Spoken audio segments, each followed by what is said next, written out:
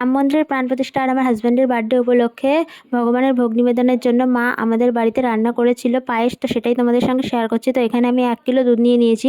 তার মধ্যে 2টো তেজপাতা দিয়ে দুধটাকে জাল হতে দিয়েছি। দুধটা জাল হয়ে গেলে তার মধ্যে আমি 100 গ্রাম গোবিন্দভোগের চাল দিয়ে দিচ্ছি। 1 কিলো দুধে 100 গ্রাম গোবিন্দভোগের চালটা একদম পুরো পারফেক্ট হয়। তারপর সেটাকে নাড়াচাড়া করতে করতে যখন দেখবো দুধটা অনেকটাই ঘন হয়ে গেছে, তখন তার মধ্যে দিয়ে দেবো কয়েকটা কিশমিশ। আমি আগে থেকে কিশমিশটা ধুয়ে রেখেছিলাম।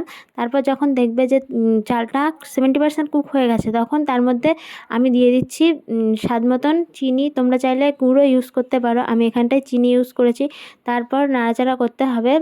নাড়াচাড়া করতে করতে যখন দেখবে যে 90% কুক হয়ে গেছে, তখন তার মধ্যে কয়েকটা এলাচ আর সামান্য পরিমাণে লবণ দিয়ে দিয়েছি, যাতে স্বাদটা ব্যালেন্স থাকে।